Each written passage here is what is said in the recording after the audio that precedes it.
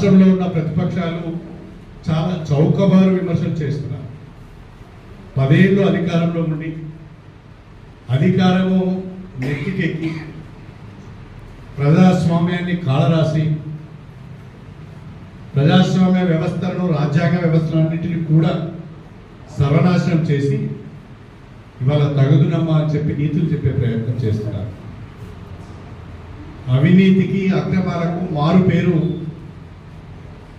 BRS party గత ప్రభుత్వం. ఉమ్మడి వరంగల్ జిల్లాను 6 ముక్కలు చేయొద్దు, ఈ జిల్లాకున్న చరిత్రను నాశనం చేయొద్దు అని మొత్తుకునే వినలేదు. ఆ విషయంలో నేను గట్టిగా ఎదురు తిరిగాను కాబట్టి రెండవసారి నాకు మంత్రి పదవి రాలేదు. ఆయన నేనేమీ బాధపడలేదు. కానీ ఇవాళ వరంగల్ జిల్లా 6 ముక్కలైంది. ఎవరెడీ ఇండియన్ చేశారు 6 ముక్కలు? ఎందుకు చేయవలసి వచ్చింది? దాని అనుకున్న హేతుబద్ధత ఏంటి? దాని అనుకున్న రీజనింగ్ ఏంటి? అంటే వరంగల్ జిల్లాకున్న గొప్పతనాన్ని, వరంగల్ జిల్లాకున్న చరిత్రను నాశనం చేయాలనే కేసీఆర్ ఆ ప్రయత్నం చేశారు. ఈరోజు ప్రజలందరూ కూడా ఈ 6 జిల్లాలు ఎందుకైనాయి, ఏ జిల్లా అని చెప్పుకోవాలి అర్థం కావడం లేదనే పరిస్థితిలో ప్రజలు ఉన్నారు.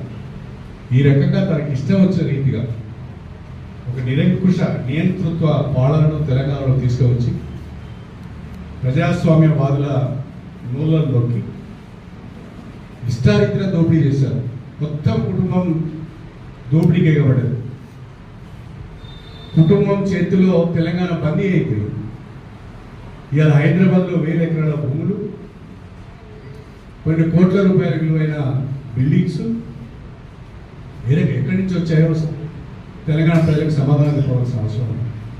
వాళ్ళు ఇప్పుడు 9 నెలలు కూడా పూర్తిగానే కాంగ్రెస్ ప్రభుత్వం పైన విమర్శలు చేస్తున్నారు. 10 ఏళ్లలో చేయలేని పని ఇవాళ రైతు రుణమాఫీ 23 లక్షల మందికి 18,000 కోట్ల మాఫీ జరిగింది. ఇంకా వచ్చే 2-3 నెలల్లో మరొక 12,000 కోట్ల రూపాయలు రుణమాఫీ కొరకు ప్రభుత్వం వెచ్చించబోతుంది. ప్రభుత్వానికి సమయం ఇవ్వకుండా,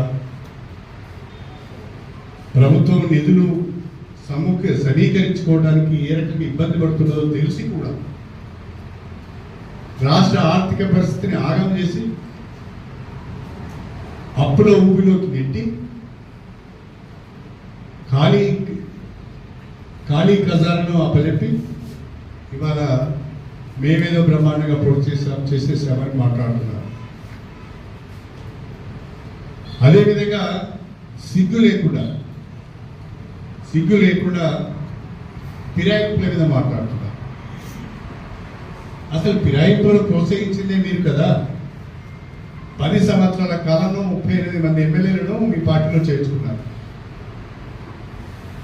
చివరికి రాజకీయ పార్టీల శాసనసభ పక్షాలను కూడా మీ పార్టీలో చేర్చుకున్నారు. అప్పుడు గుర్తుకు రాలేదా ప్రజాస్వామ్యం? అప్పుడు గుర్తుకు రాలేదా నైతిక విలువలు? అప్పుడు గుర్తుకు రాలేదా ఫిరాయింపుల చట్టం? ఈరోజు మాట్లాడుతున్నారు. కోర్టుల పట్ల గౌరవం ఉన్నది. ఆ కోర్టులు ఇచ్చే తీర్పు కట్టుబడి మేము ఉంటాం. ఎన్నికలు ఎప్పుడు వచ్చినా కాంగ్రెస్ పార్టీ ఎదుర్కోవడానికి సిద్ధంగా ఉన్నది. దీని గురించి మేమేమి ఆందోళన చెందడం లేదు. వాళ్ళు ఆలోచించుకోవాలి, డిపాజిట్లు వస్తాయా రావాలి,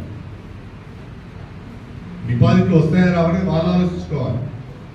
స్టేషన్ నియోజకవర్గంలో కాంగ్రెస్ పార్టీ బలంగా ఉంది.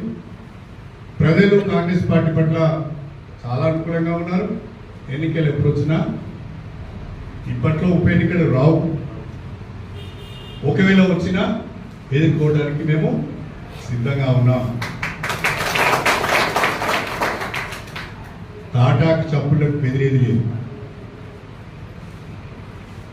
3 దశాబ్దాల రాజకీయం నాది. మీలాంటి వాళ్ళు చాలా మందిని చూస్తాను. ఎంతమందిని చూస్తాను నేను. నా ముందట ఎగిరిన వాళ్ళందరూ కనుమరుగైపోయి నేను నింపాదిగా చాలా జాగ్రత్తగా ప్రజల మధ్య ఉన్నా కాబట్టి నిలబడ్డాను. మిగతా వాళ్ళందరూ ఎగిరిన వాళ్ళంతా ఇప్పుడు ఎక్కడున్నారో నాకు తెలుసు. కాబట్టి ఏమి ప్రజాస్వామ్యం పట్ల గౌరవం ఉంది, కోర్టుల పట్ల గౌరవం ఉన్నది, ఎన్నికల వ్యవస్థ పట్ల గౌరవం ఉన్నది. ఏ పరిస్థితి వచ్చినా ఎదుర్కోవడానికి మేము సిద్ధంగా ఉన్నాం. ఎవరు కూడా పిచ్చి పిచ్చిగా మాట్లాడవలసిన అవసరం లేదు, స్థాయిని మర్చి విమర్శ చేయవలసిన అవసరం లేదు. ప్రజలలో మీకున్న స్థాయి ఏంటో, ప్రజలు మిమ్మల్ని ఎందుకు తిరస్కరించారో గుర్తెరిగి మాట్లాడితే మంచిది. అంతకంటే ఎక్కువ ఎవరి పేర్లు నేను తీసుకోదలుచుకోలేదు. వాళ్ళ పేర్లు తీసుకొని వాళ్ళను నా స్థాయికి పెంచదలుచుకోలేదు. వాళ్ళకి నా స్థాయి కాదు, వాళ్ళ పేర్లు నేను తీసుకోవాల్సిన అవసరం లేదు. అందరికీ నమస్కారం. Thank you very much.